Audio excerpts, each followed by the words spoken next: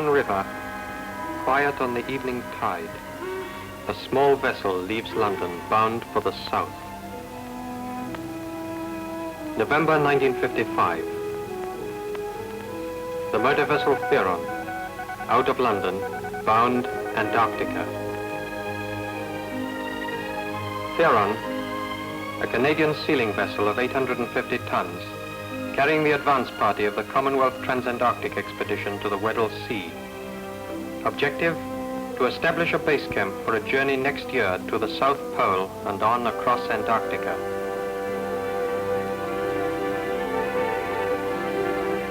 The leader is Dr. Vivian Fuchs.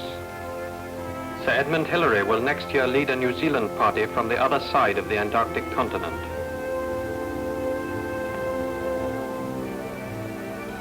There are 19 of us, scientists, builders, pilots, technicians, and 8 of our number will remain in Antarctica this winter.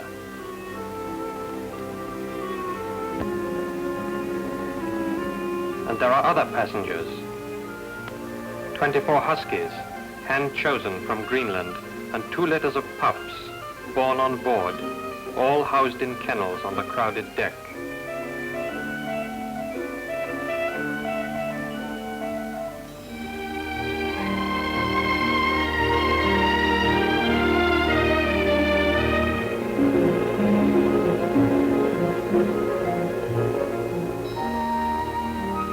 Dreamy days down the long lane between Africa and Brazil, driving to the equator.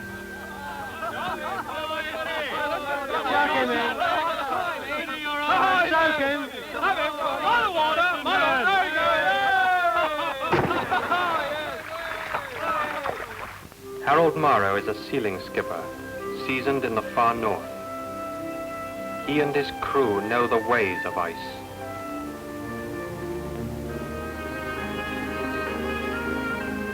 Five weeks out now, and the south is advancing. Seen from below, the world looks something like this.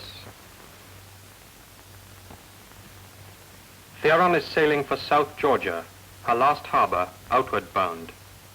From here we plan to penetrate the Weddell Sea and establish our base camp. This will be the jumping off point for next year's journey. Antarctica, the size of the United States and Europe together, has never been crossed. Between 1956 and 58, the expedition plans to make this journey from the Weddell Sea to the Ross Sea, a distance of nearly 2,000 miles. This party aims to cross via the South Pole. They will meet a New Zealand team coming in from the other side to support them on the last 400 miles through to the Ross Sea. To South Georgia, then, where the Atlantic ends and the Weddell Sea begins. Burial place of Ernest Shackleton, its rough grasses and cold waters alive with creatures of the subantarctic.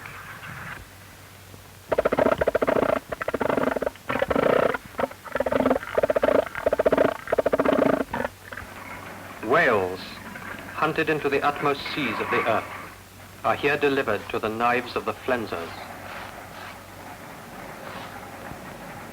Remote factories of the south, reducing to oil and bone meal the hugest of Britviken, South Georgia, on the 17th of December 1955. Other explorers have passed this way. Captain Cook, Weddell, radio, radar, and flight.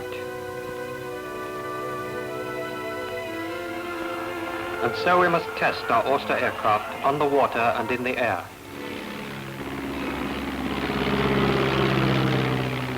The plane will help find us a campsite. Soon it may find us a route, for south of here no ship can be sure of safe passage. South again, into the Weddell Sea.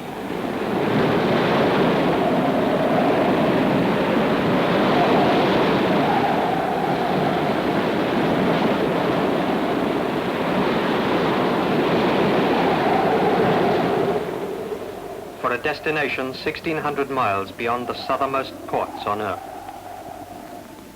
Sea ice may be met anywhere beyond South Georgia, but for 3 days we saw nothing.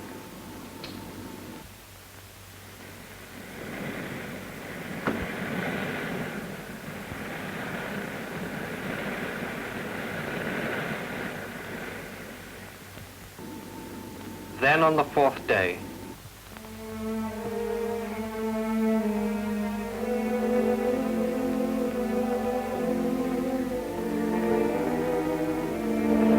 first loose, light pack ice. Then the pieces became small floes of ice, 20 and 30 yards across.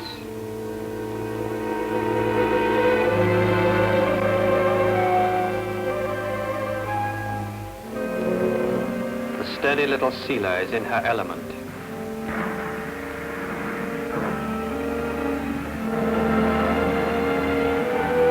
"250 miles in 2 days. In the Weddell Sea, this is fast progress.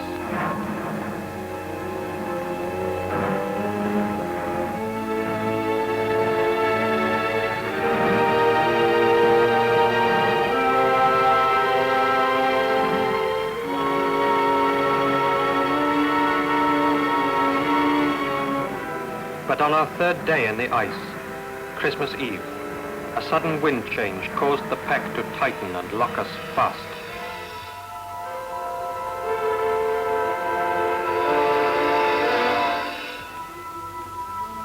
We had 3 years' food and plenty of the stuff of which drinking water is made. We had everything except time. 1,000 miles still to go, and this was our opponent. The solid frozen crust of the Weddell Sea. Ice 15 feet thick, on water maybe 2 miles deep.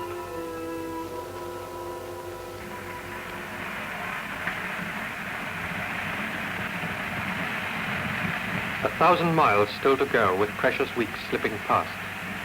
We have still a base to establish. The summer is short, and by February it may be too late. We must get to a pool, if such a pool exists, big enough for our aircraft to take off and find us a way out. But here, half a mile is a great day's progress. This is a ship built to break ice, but she is a little ship. Ramming the great floes, the strain on her plates is enormous.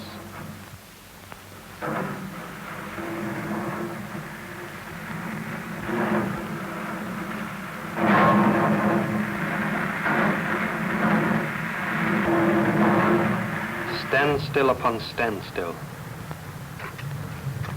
Then we would free her by loosening the ice along the hull. A few hours' work, perhaps in vain. But every time the ship came free, she had another chance to fight. The pups could feel at home here, but they never went far from the ship.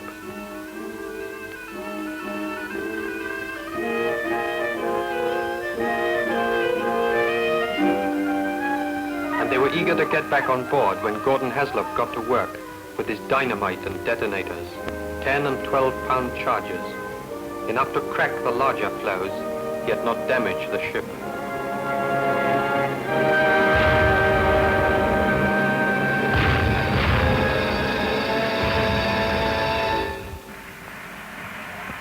Though to free her 100 times might be in vain, the 101st could bring us through.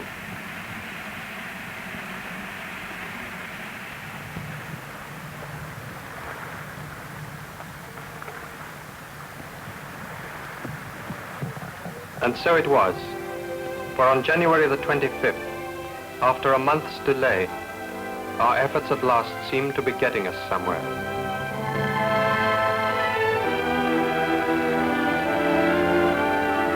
There was a pool ahead, the most water we had seen for a month.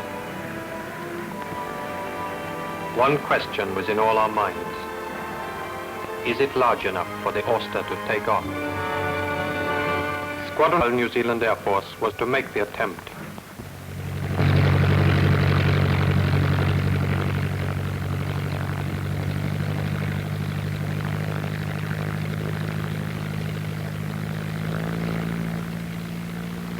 The pool was running out and Clayton fighting to lift her.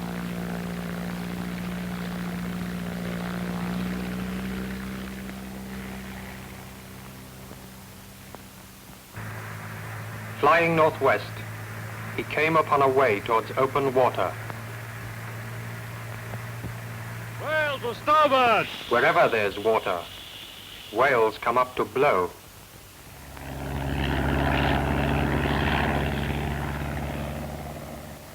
Navigational warning, there are whales on your landing strip.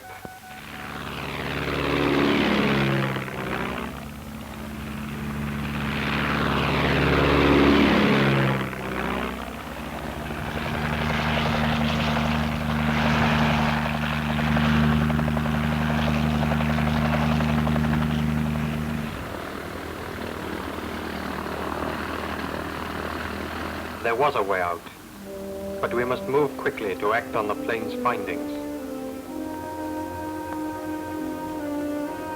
At last the odds were turning in Theron's favor. For several days now we had known that the Royal Navy vessel Protector was hurrying towards our position with an offer of assistance. Now she awaited us at the edge of the pack. When her helicopters made contact, Theron was already going as fast as half speed.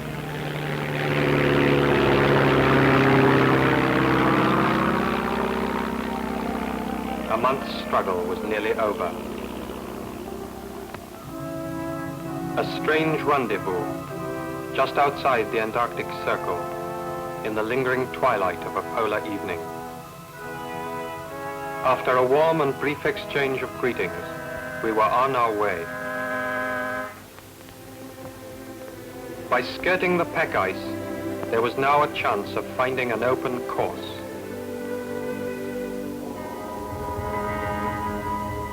Tabular bergs, huge angular platforms of ice, floating fragments of Antarctica.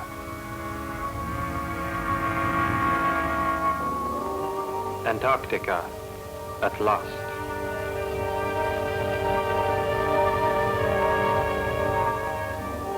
The 100-foot ice cliffs of the Caird coast. The ramparts of the south.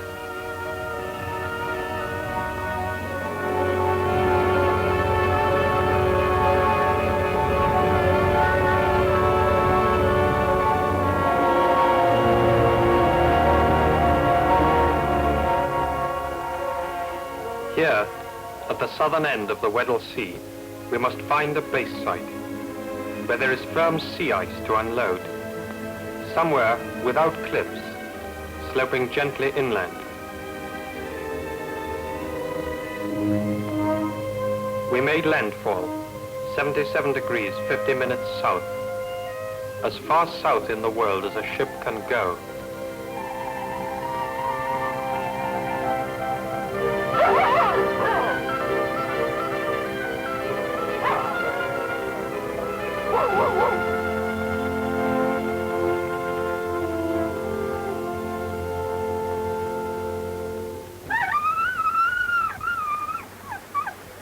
We are a month late and we have 350 tons of cargo to unload. This is still summer, already low, and we fear that if they drop much further, the sea may begin to freeze. Machines must be unloaded as soon as possible. Our snowcat, tractors and weasels can clear the other stores to a transit dump as far back from the edge as time allows. For the nearer the edge, the greater the risk of ice cracking and floating away. We have won a foothold on Antarctica. To maintain it involves thousands of separate items. 55 tons of oil, 25 tons of coal, timber for hut and garage, a picture of the Queen, equipment for a radio and met station, 20 cases of Jamaica rum, a box of daffodil and hyacinth bulbs. For in a place like this, where all we have is what we bring, these crates and drums will be the very source of 8 men's power to exist.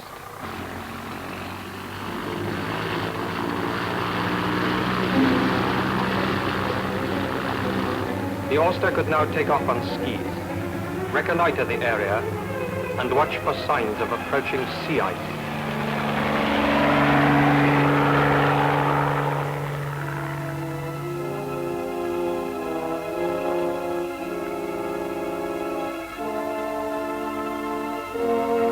Theron was lying in a narrow ribbon of water between the sea ice and the coast. Inwards we had driven a track across the fringe of bay ice to a transit dump at the bottom of the sloping shelf. And 2 miles back from the shelf were the beginnings of a base we would call Shackleton. Black dots in a universe of snow. And for the men who will work here, the bare shelter of tents and an empty tractor crate. Antarctica, the home of the blizzard.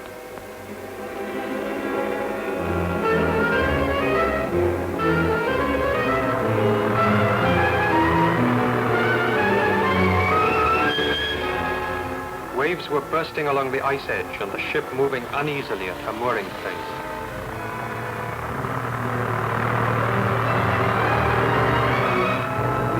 That day, our third, the blizzard tore the Theron from her moorings.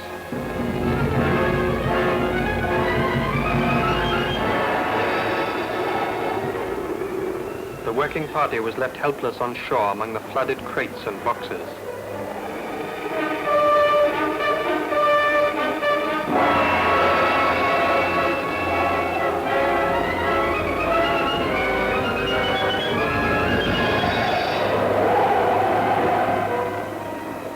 Driven downwind, loose ice was piling up between the ship and the shore.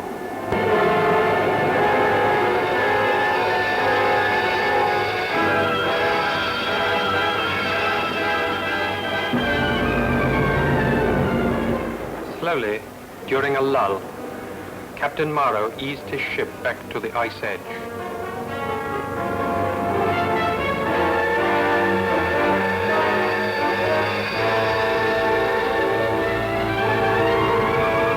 The storm lasted 24 hours.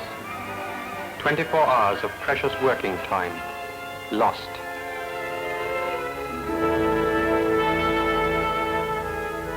But work went on again. By the 5th day, all cargo was unloaded. Up to the campsite itself was only beginning. Now, though the weather remained clear, the temperature began to drop.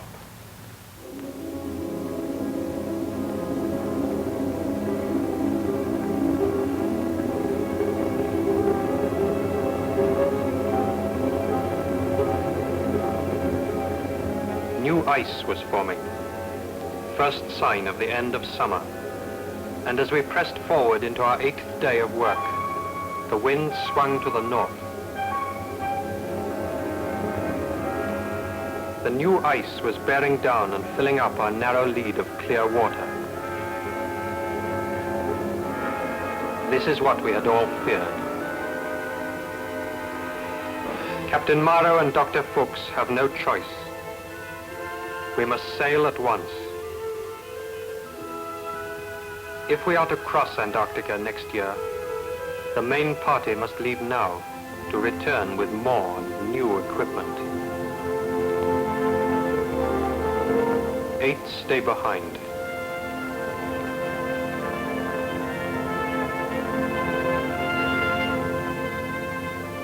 The 8 whose work this year will pave the way for the main expedition in the 2 years to come.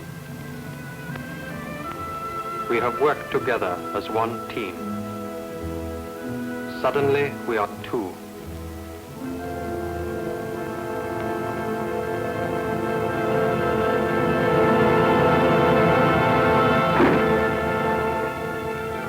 They face a stern task.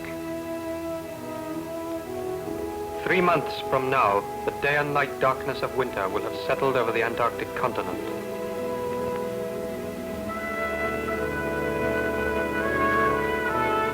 The Weddell Sea is closing, and there is a long and lonely winter before the ice opens, and we return to Shackleton for what has been called the last great journey in the world, the journey across Antarctica.